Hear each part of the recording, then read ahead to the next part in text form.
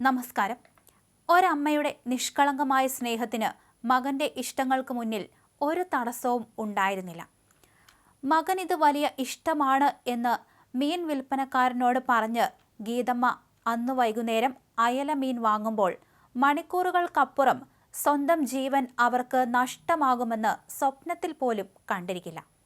അതെ, മകന്റെ കത്തിമുനയിൽ അവന് പ്രിയപ്പെട്ട വിഭവം ഒരുക്കുന്ന അടുക്കളയിൽ വെച്ച് ആ അമ്മയുടെ ജീവൻ പൊലിഞ്ഞു. കണ്ണൂർ കേളകത്തെ താന്നിക്കുന്ന് ഗ്രാമത്തെ നടുക്കിയ ഈ കൊടും ക്രൂരതയുടെ ചുരുളഴിയുമ്പോൾ ലഹരിയുടെ വിഷം ഒരു കുടുംബത്തെ എത്രത്തോളം തകർത്തെറിയുമെന്ന് കണ്ട് കേരളം ഞെട്ടിവിറയ്ക്കുകയാണ്. കണ്ണൂരിലെ കേളകം താന്നിക്കുന്ന് ഗ്രാമത്തെ കണ്ണീരിലാഴ്ത്തിയ സംഭവം നടന്നത് വെള്ളിയാഴ്ച വൈകുന്നേരം 6:30-യോടെയാണ്. നാട്ടുകാർക്കെല്ലാം സുപരിചിതയായിരുന്നു കൊല്ലപ്പെട്ട ഗീതമ്മ. കേളകത്തും താന്നിക്കുന്നിലും മൊണാലിസ എന്ന പേരിൽ ബ്യൂട്ടി പാർലറും ടൈലറിംഗ് ഷോപ്പും നടത്തിയിരുന്ന അവർ മികച്ചൊരു സംരംഭകയായിരുന്നു. പുഞ്ചിരിയോടെയല്ലാതെ ആരോടും സംസാരിക്കാത്ത പ്രകൃതം.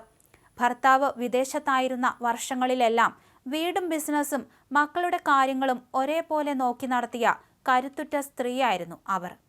പൊതുപ്രവർത്തന രംഗത്തും ഗീതമ്മ സജീവമായിരുന്നു. മഹിളാ മോർച്ച ജില്ലാ കമ്മിറ്റി അംഗം എന്ന നിലയിൽ രാഷ്ട്രീയ രംഗത്തും സജീവ സാന്നിധ്യമായിരുന്ന അവർ കഴിഞ്ഞ ദിവസങ്ങളിൽ പേരാവൂർ മണ്ഡലത്തിലെ സ്ഥാനാർത്ഥിക്കായി വീടുകൾ കയറി വോട്ട് ചോദിക്കുന്ന തിരക്കിലായിരുന്നു. എല്ലാ കാര്യങ്ങളിലും മുൻനിരയിൽ നിന്നിരുന്ന ഒരു സ്ത്രീയുടെ ജീവൻ ലഹരിക്ക് അടിമയായ സ്വന്തം മകൻ തന്നെ കവർന്നു എന്നത് നാടിന് വലിയ ആഘാതമായി. മകന്റെ ക്രൂരതയറിഞ്ഞ പിതാവ് തങ്കച്ചൻ തളർന്നു വീണു.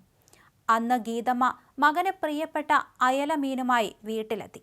അവന് ഇഷ്ടപ്പെട്ട വിഭവം ഒരുക്കാനുള്ള തയ്യാറെടുപ്പിലായിരുന്നു. എന്നാൽ മകൻ ക്രിസ്റ്റിക്ക് അപ്പോൾ ചുറ്റുമുള്ളതൊന്നും യാഥാർത്ഥ്യമായിരുന്നില്ല. ലഹരിയുടെ കെണിയിൽപ്പെട്ട് സ്വബോധം നഷ്ടപ്പെട്ട ആ മനസ്സിന് തൻ്റെ ഇഷ്ടങ്ങൾക്ക് തടസ്സം നിൽക്കുന്ന ശത്രുവായി അമ്മയെ തോന്നി. വീട്ടിലെ സ്ഥിരം വഴക്കുകൾക്ക് അതോടെ ഒരന്ത്യമായി.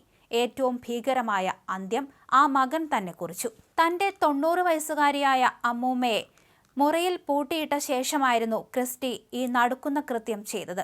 ഒരു മകൻ സ്വന്തം അമ്മയോട് ചെയ്യുന്ന കൊടും ക്രൂരത. ഉപദേശിക്കാൻ വന്ന അമ്മയെ സ്വന്തം ജീവിതത്തിലെ സ്വപ്നങ്ങൾക്കും സന്തോഷങ്ങൾക്കും തടസ്സമായി കണ്ട ക്രിസ്റ്റി ഒടുവിൽ ആ ഖഠാര അമ്മയുടെ നേർക്ക് വീശി. അടുക്കളയിൽ ആ അമ്മ രക്തത്തിൽ വീണ് കുളിച്ചു. ഈ കൊലപാതകത്തിന് ശേഷമുള്ള ക്രിസ്റ്റിയുടെ പ്രവർത്തികൾ ആരെയും ഞെട്ടിക്കും. ഒട്ടും പതറാതെ ഒരു തണുപ്പൻ മട്ടിൽ അവൻ ആദ്യം വിളിച്ചത് കോഴിക്കോട്ടുള്ള സഹോദരിയെയാണ്.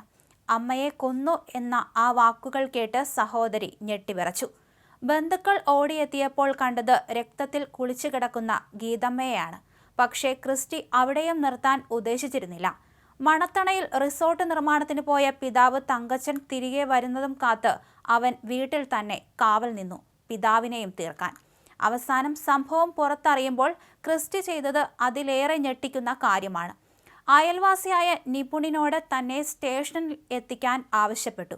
പോലീസിന്റെ പിടിയിലാകുമ്പോൾ പോലും അവന്റെ മുഖത്ത് ഒരു കുറ്റബോധമോ പശ്ചാത്താപമോ ഉണ്ടായിരുന്നില്ലത്രേ.